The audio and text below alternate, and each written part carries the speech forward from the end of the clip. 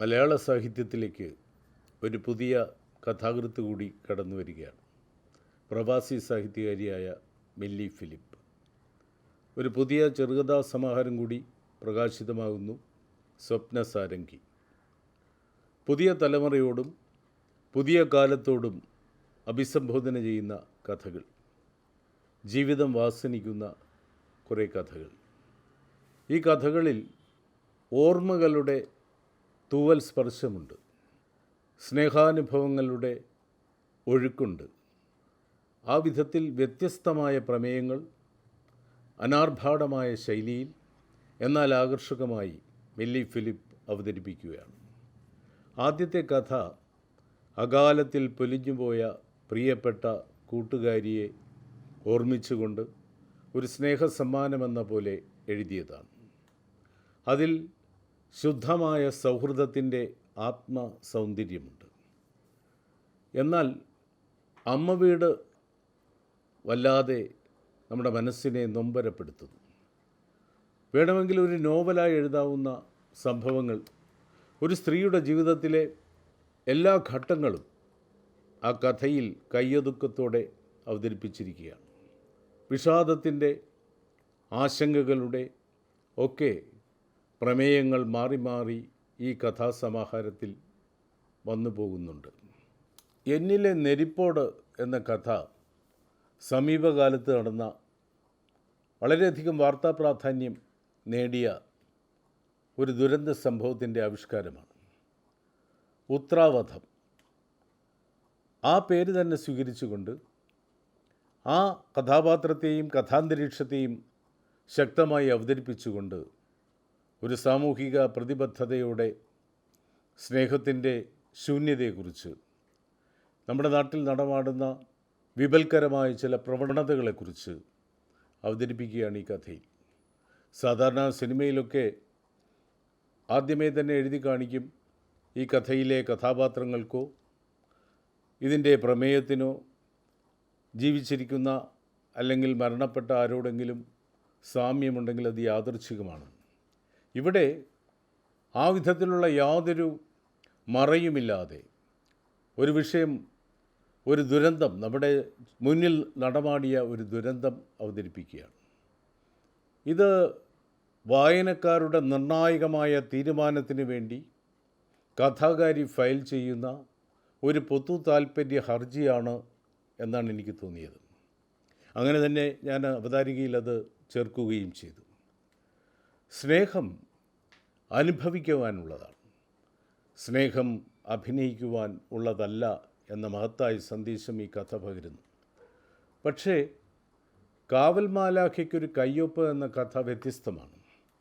ഈ അടുത്ത കാലത്ത് നടന്ന ഉക്രൈനും റഷ്യയും കൂടെ ഉണ്ടായ യുദ്ധത്തിൻ്റെ എല്ലാ ഭീഭത്സമായ ചിത്രവും അനാവരണം ചെയ്യുന്നു ആ കഥ. മാതൃത്വത്തിൻ്റെ മഹോന്നത മുഹൂർത്തങ്ങൾ ആവിഷ്കരിക്കുന്ന കഥ. ഷെല്ലാക്രമണം നടക്കുന്നു, അതിനിടയിൽ ഒറ്റപ്പെട്ടു പോകുന്ന ഒരു കുഞ്ഞ്, വിധിവശാൽ അതിനെ കണ്ടെത്തുന്ന രക്ഷാപ്രവർത്തകൻ. അപ്പോൾ ആ കുഞ്ഞിനെ തിരിച്ചറിയുവാൻ അവസാന നിമിഷം അതിൻ്റെ പിഞ്ചുമേനിയിൽ അമ്മ എഴുതിയ അടയാളവാക്യം. ഈ അമ്മയെക്കുറിച്ച്, അമ്മയുടെ ആ കരുതലിനെക്കുറിച്ച് ഇത്രയും ഹൃദയകാരിയായി അവതരിപ്പിക്കുമ്പോൾ തന്നെ എഴുത്തുകാരി സ്വന്തം അമ്മയെ ഓർക്കുന്നു എന്നുള്ളത് രചനാപരമായ, ആഖ്യാനപരമായ അതിൻ്റെ സൗന്ദര്യ തലങ്ങളിലേക്ക് നമ്മെ കൂട്ടിക്കൊണ്ട് പോവുകയും ചെയ്യുന്നു. എന്നെ ആകർഷിച്ച മറ്റൊരു കഥയാണ് കർത്താവിനൊരു കത്ത്. നീതി നിഷേധിക്കപ്പെടുന്ന ഒരു പെൺമനസ്സിൻ്റെ ഹൃദയഭേദകമായ രോദനമാണ് ഈ കഥയിൽ. എനിക്ക് നീതി വേണം. അവൾ നീതിപീഠത്തിൻ്റെ മുന്നിൽ ഉറച്ച മനസ്സോടെ, ഉറച്ച ശബ്ദത്തോടെ പറയുകയാണ്, എനിക്ക് നീതി വേണം.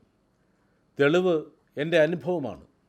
ആ അനുഭവം തുറന്നു പറയുവാൻ ഞാൻ കാട്ടുന്ന ഈ തൻ്റെ ഇടമാണ്. വല്ലാതെ ഒറ്റപ്പെട്ടു പോകുന്ന, നിരായുധയായി നിൽക്കുന്ന ഒരു പെൺകുട്ടിയുടെ ദൈന്യമാർന്ന ചിത്രം ഈ കഥയിലുണ്ട്.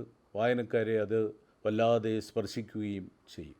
മറ്റു കഥകൾ വായനക്കാർക്ക് വേണ്ടി ഞാൻ വിട്ടുതരികയാണ്.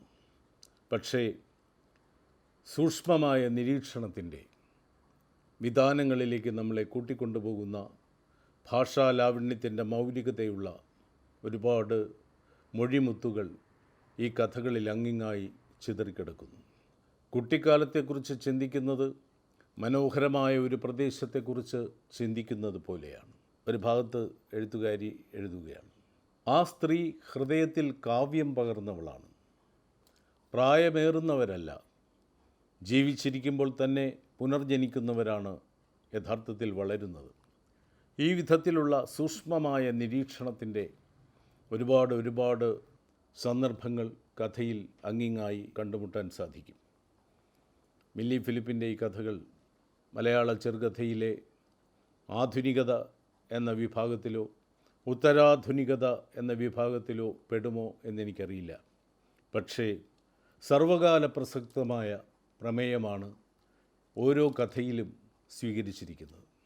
അമേരിക്കയിൽ 25 വർഷക്കാലം കേരളത്തിൽ നിന്ന് വിട്ടുനിന്നുകൊണ്ട്, മലയാളത്തിൽ നിന്ന് മാറി നിന്നുകൊണ്ട് ജീവിച്ചതിന് ശേഷം എഴുതുന്ന ഈ കഥകളിൽ മലയാളിത്തം തുടിച്ചു നിൽക്കുന്നു, കേരളീയ ജീവിതം തുടിച്ചു നിൽക്കുന്നു, ഗൃഹാതുര സ്മരണകൾ മിടിക്കുന്നുണ്ടതിൽ.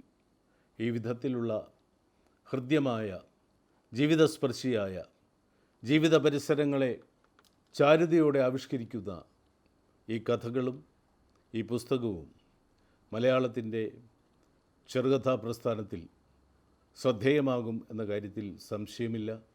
മലയാള ചെറുകഥയെ പ്രിയങ്കരമാക്കുന്നതിൽ ഈ കഥകൾക്ക് നിർണായകമായ പങ്ക് വഹിക്കുവാൻ കഴിയും എന്ന് പ്രതീക്ഷിച്ചുകൊണ്ട് എല്ലാ ആശംസകളും എഴുത്തുകാരിക്കും ഈ പുസ്തകത്തിനും നേർന്നുകൊണ്ട് ഈ രചന സജീവമായ പരിഗണനയ്ക്കും വായനയ്ക്കുമായി വിട്ടുതരുന്നു.